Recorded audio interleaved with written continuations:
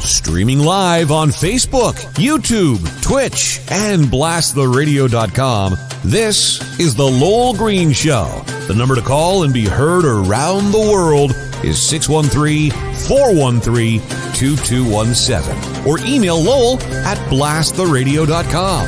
And now, here is Lowell Green. I'm hoping for lots of response today. I'm going to record the response we get to a couple of the questions that I'm posing here, and I'm going to forward it to City Council, in one case, Ottawa City Council. My first question is this. What's your opinion? What do you think? Would you support a full judicial inquiry into the light rail fiasco? This inquiry would, of course, include a Superior Court judge. It would include testimony under oath and provide for a very intensive cross-examination. This question was raised during my appearance on the Rob Snow show this morning. He asked me my view of this, and almost without thinking, I said, yes, absolutely. There are so many questions that we can't seem to get answers for concerning the fiasco of light rail.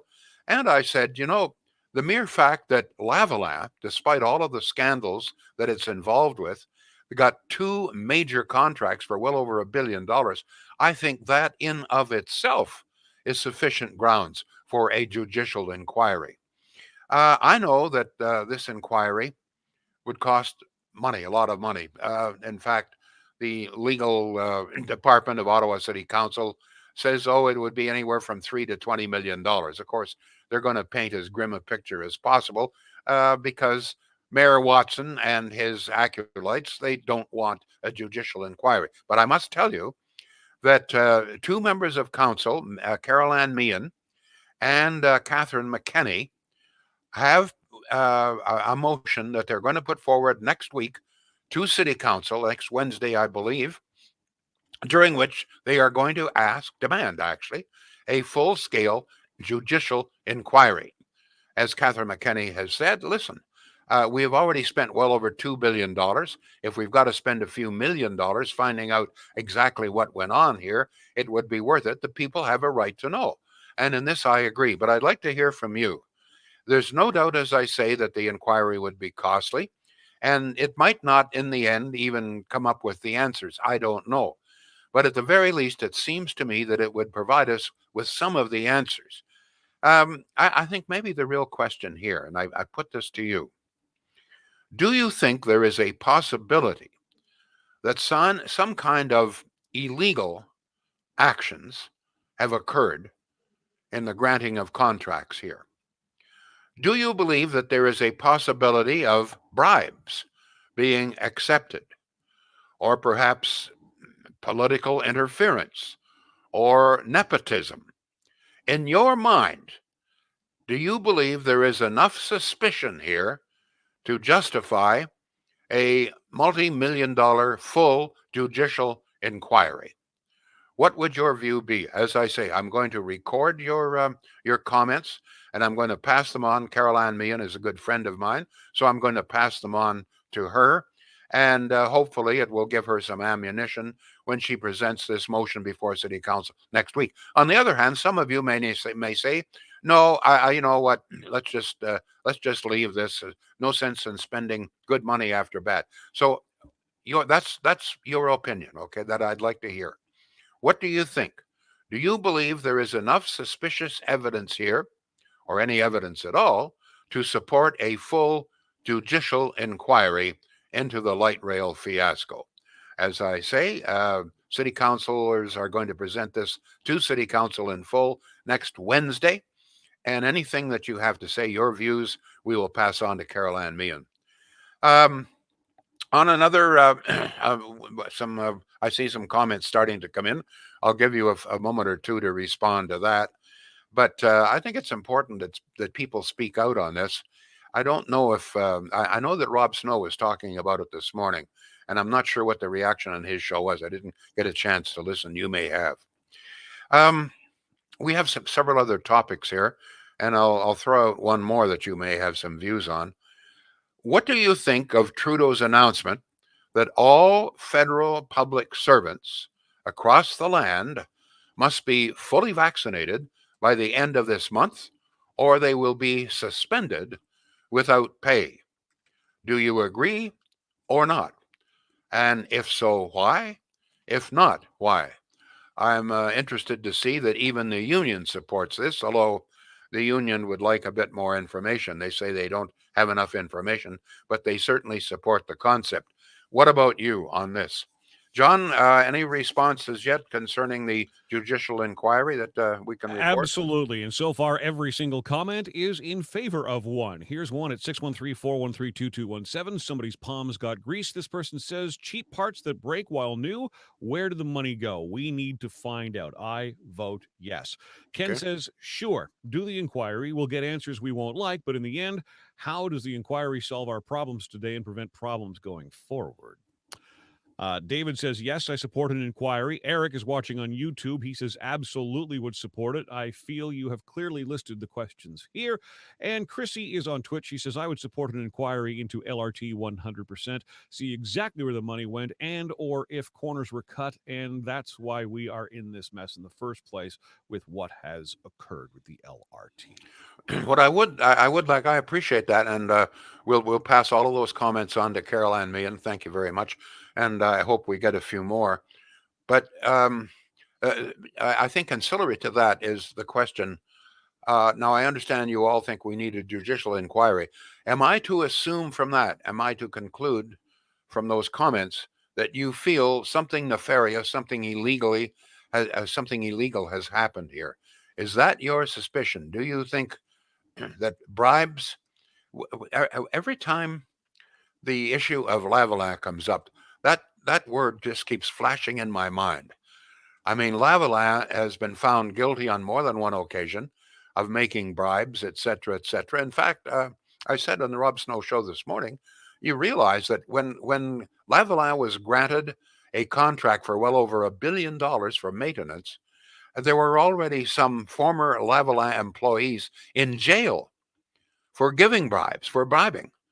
And like, I've never been able to understand that. Why, with the record of Lavalin, which we all knew what was happening with that company, the corruption involved, the bribing, et cetera, not only in Canada, but around the world.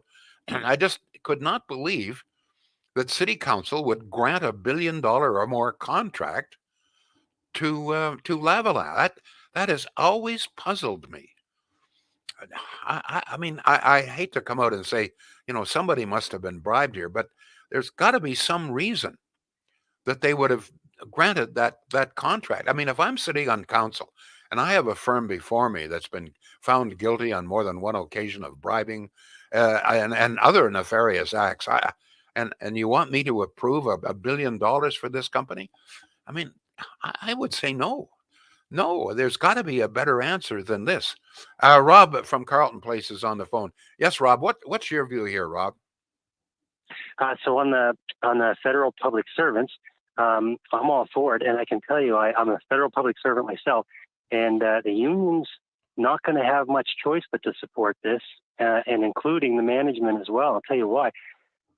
There's not a single person on my floor that I work with that wants to sit next to unvaccinated people, period.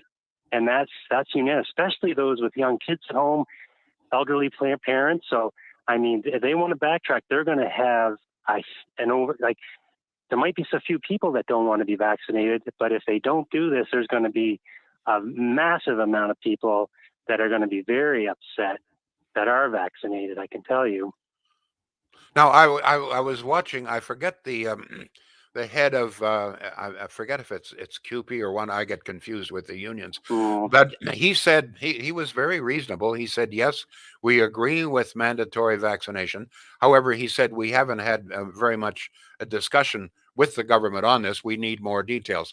And I agreed with him. You probably need more details. All right. Like, how is this going to be implemented, et cetera? Who is going to enforce this? What sort of supervision is going to, all of those questions, it seemed to me, have not been answered. But very clearly, the union is in full support of mandatory vaccines for all public servants. So I think you're making a very good point. What you're saying is, if they don't do this, you're going to have some sort of rebellion within the public service. I agree with you. I mean, there's no way that Yeah. I cannot risk having anybody near me who has not been vaccinated. I'm immune. No. I have special drugs here that give me very low immunity, and COVID, in all probability, even though I've had both shots, COVID would probably kill me. I just can't. And you know what? What gets me is a lot of these people don't understand that. They simply don't understand. But anyway, I'm glad to hear you. Thank you, Rob. By the way, Rob, while I've Yeah. got you, any thoughts on, do we need a judicial inquiry into LRT? Well, I'm from Carleton Place, so I don't have any skin in the game on that one. So so if you want my opinion, yes, absolutely, for sure. Not even so much just for Ottawa, but we've got to hold governments to account. Something stinks in that whole light rail contract. And if we don't hold governments to account, I mean, how are we ever gonna change anything? So, but as far as the cost and stuff, I don't really have any skin in that game, so probably not fair for me to comment on the actual cost outlay. But no, but you're making a good point. We've got to hold governments accountable, no question, sir. yeah, Thank you for your call. Thank you, Bob. Anytime. yeah, okay. John, do we have some more comments here coming in? Absolutely, we do. By the way, Rob in Carleton Place, you do have skin in the game because this is not just a city thing. Don't forget, the provincial taxpayers are on the hook for this. The federal taxpayers are on the hook for this as well. If I can be so bold as to opine there. Craig says the Northwest Territories is now the worst place in Canada as far as per capita basis. However, 30% of those testing positive and in hospitals are fully vaccinated. We're not really talking about that today, Craig, but thank you. David says... Actually, sorry, that's not true, Craig. There's a different... I think people are confusing the issue here. It may be that 30% or whatever it is of people who've been vaccinated are testing positive, but that's not the number in hospital. In most cases, almost 90%, and in some cases even more, 90% of people who require hospitalization have not been vaccinated. You're confusing, and I hope it's not deliberate, you're confusing the number of people who test positive and the number of people who require hospitalization. There is no question that, even as I say, even though I've had both shots, and after 4 months in particular, my protection is only about 50%. That this has all been published in Lancet. So after about 4 months of both shots, I'm only protected about 50%. But if I do come down with COVID, under normal circumstances, I would not be sick enough to even require hospitalization. In my case, and in the case of other people who are immune challenged, it could very well be the end of us. This, by the way, includes people taking chemotherapy. It includes young children who have not as yet been vaccinated, and it includes a lot of older people whose immune systems are very low. So that's what's important. Okay, go ahead, John. I owe Craig an apology. We are talking about that as it pertains to the public service, so I apologize, Craig, for that. No problem. I said we weren't talking about it. He says he watched the news on CTV this morning, Lowell. That's where he's getting that from. Yeah, there's a big difference between the number of people testing positive and the number of people in hospital. Hospitalizations, particularly those in ICU, it's become a pandemic of the unvaccinated. In BC, it's the last place that I have figures for. 100% of all people in all BC ICUs were unvaccinated. All people with COVID were unvaccinated. 100%. Go ahead, John. Eric is on YouTube. He says, there's no way a single part of that LRT contract was read over by a government-employed transportation engineer before being signed off on. Some text rolling in here. Our number 613-413-2217. Tom says, yes, absolutely, we need a judicial inquiry. It's more than obvious someone has been greased somewhere along the line. We are in $2 billion, but still would be worthwhile to spend a few million to find out what is going on and to stop it from happening in the future. Barry chimes in to say, Lowell, I agree with you on an inquiry and that it's about time the people of this city and country have government manipulation of the taxpayers' money more strictly supervised, and contractors should be scrutinized as their past business records and work industry. Here comes another text, 613-413-2217. Hello, Kim. Thanks for your comment. It's highly suspicious that SNC was awarded the contract, especially after the proven corruption, she says. Craig says, wish I could remember her name, but she did reveal 30% of the hospitals are fully vaccinated. No, it's not true. Go ahead. Let me scroll back a little bit here to some of the other comments. David says, was SNC Lavalin not even a qualified bidder, but got the contract anyway? Keep in mind that Ottawa has two different systems, LRT Trillium Line and the North-South O train. People forget this. And to that, Kerry asks, why are they not using the same trains for each stretch of the LRT or the same as the O train? I don't understand that question. So, One of the things. So the original O train was a diesel train running north-south. Yeah, it was a heavy rail, yes. Yeah. And now the new LRT is light rail and it's Yeah. electric. That's right. So why are they not using the same trains, I guess is her question. Why didn't we go with diesel or why didn't we go with electric? I think the whole thing is becoming electric now, isn't it? Yes, that's the idea. Yeah. The old Trillium line was heavy rail, existing rail, with diesel. So that's called heavy rail, and the new system is so-called light rail. One of the very disturbing things about this, gradually we're getting some information, and some of the information, as I say, is very disturbing because apparently this latest derailment tore up or damaged track for a large distance. And apparently it was running for, I don't know, a kilometer or maybe more off the track.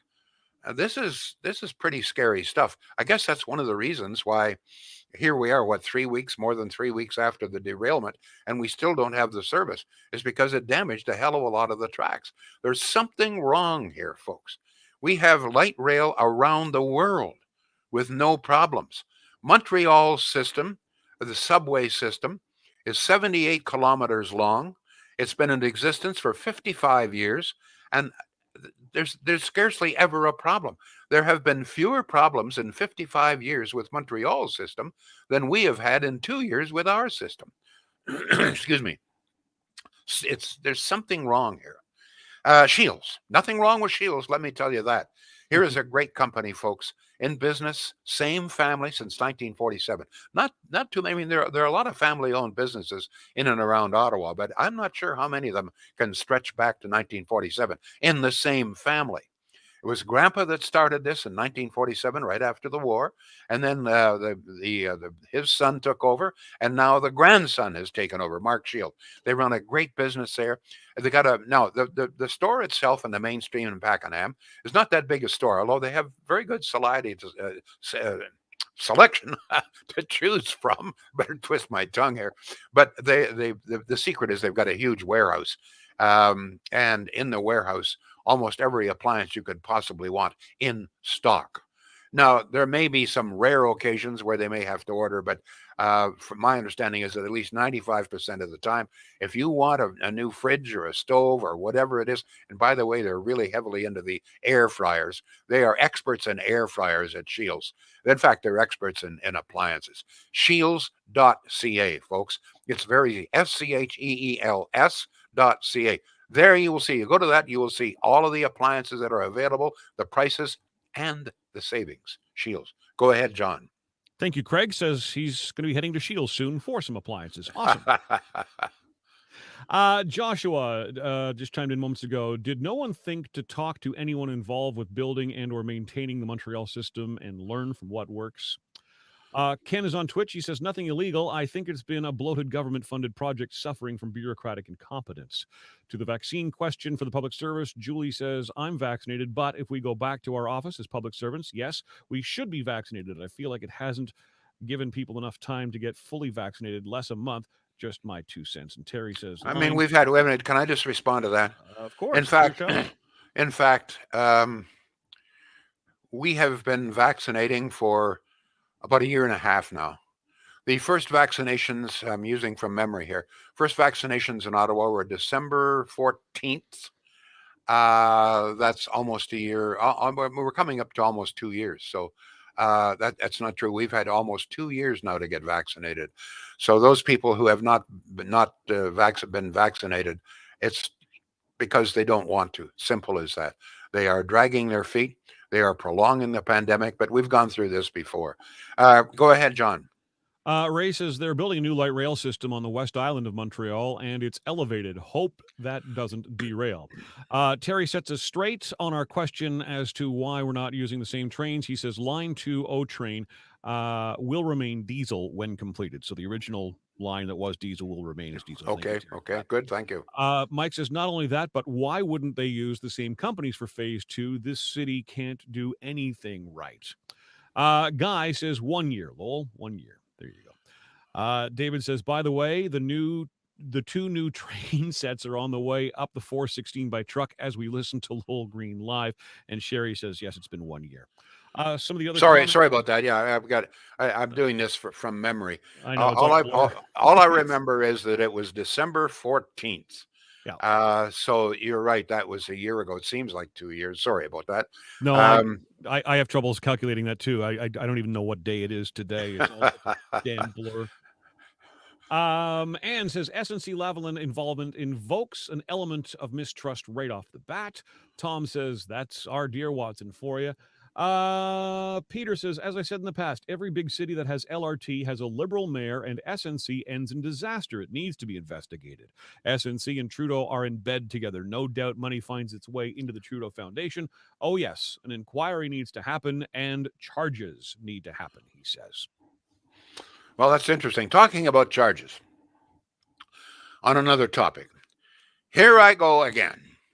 Another I told you so moment. You may remember at the conclusion of yesterday's program, I had a little bet out there. I said I would eat my shirt if after more than 2,000 people essentially rioted or whatever it was on Sandy Hill after the Panda game, that I did not believe that police, even though we have videotape, all kinds of it, would lay more than 5 charges. I said I just could not believe that we would see more than 5 people arrested. Well, guess what, folks? Police have just announced they have arrested 3 people. Now, the other part of my bet was that of those who were arrested, that only 2 out of whatever number arrested would ever actually be found guilty of anything, and the penalty would be very minor, probably a small fine which Daddy would pay. Now, we'll have to wait to see if that happens. But so far, folks, I'm batting 1,000, okay?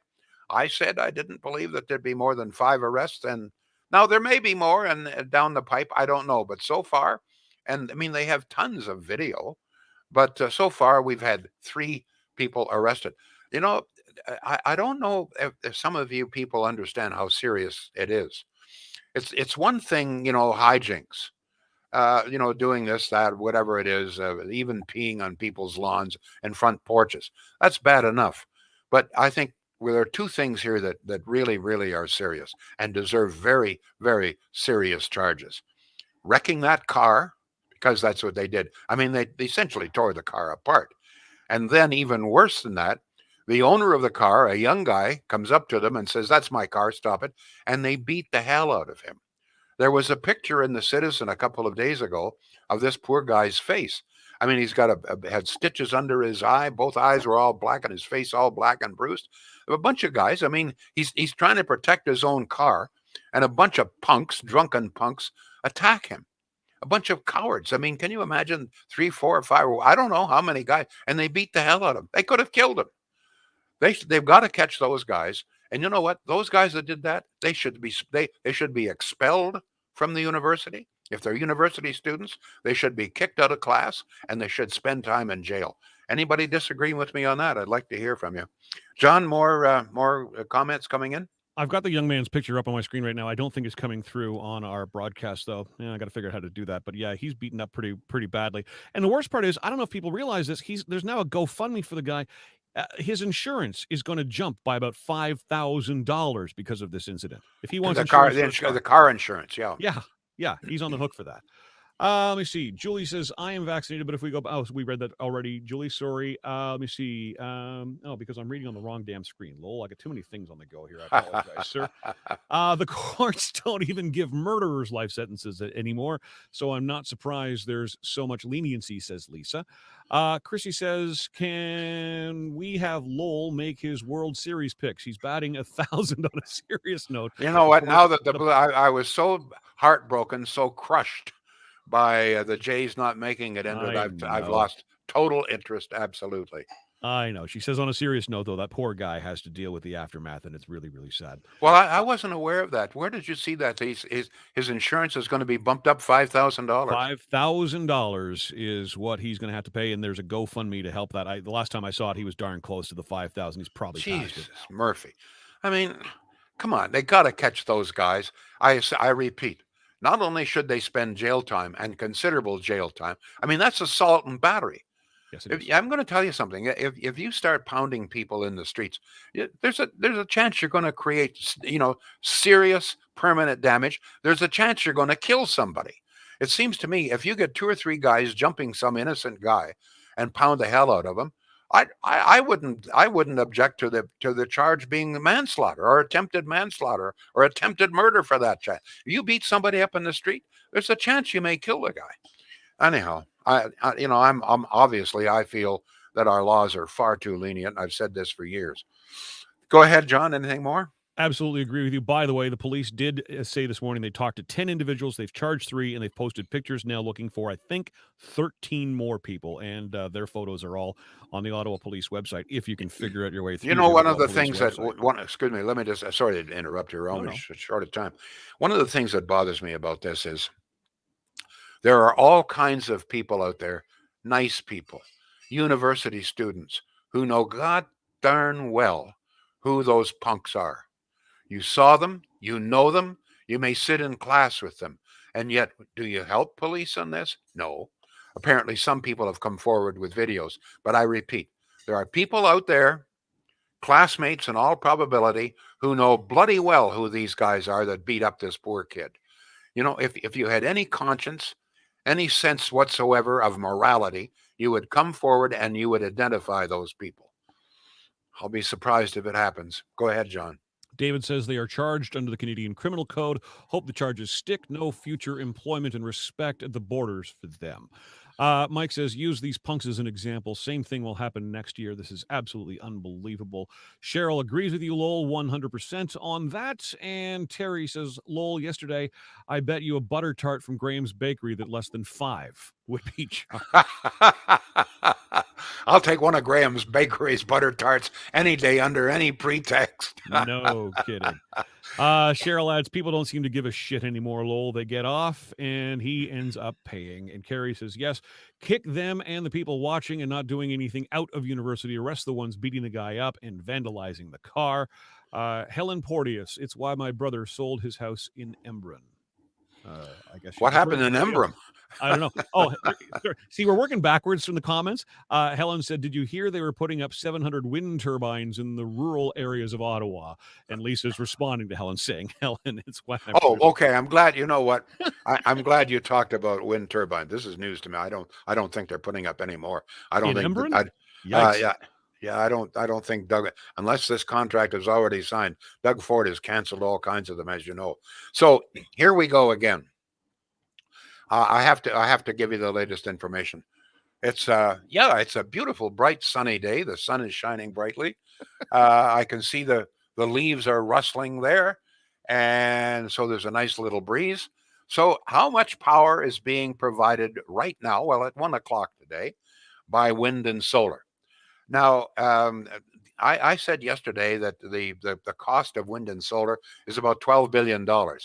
The guy, Annabelle, wrote me to correct me. He said, no, the Auditor General has said that it's about $38 billion. I'm still trying to get, we'll never know the exact figure. Suffice to say, it's a hell of a lot of money that we have paid and continue to pay for wind and solar. So what are we getting from it today? Okay, I'll give you the figures. This is available to anybody, ieso.ca. Okay, you're always looking for facts out there. Go to ieso.ca. There you will see the facts. At 1:00 today, Ontario is burning 15,713 megawatts of power. That's about regular for this time. Of that, 15,713 megawatts. Wind, really blowing, 527 megawatts. Solar, 237 megawatts. Folks, as of 1:00 today, on a bright, sunny day, breezy day, wind and solar cost us billions and billions and billions and continues to cost us billions. Check your hydro bills every month. Right now, producing 4.7% of what we require. 4.7%. And we have people in our midst who say this is the future.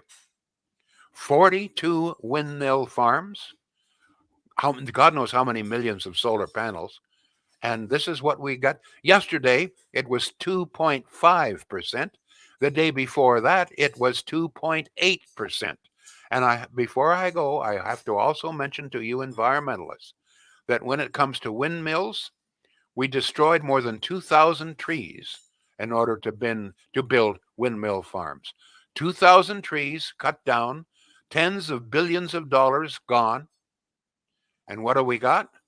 Today, real good day, 4.7%.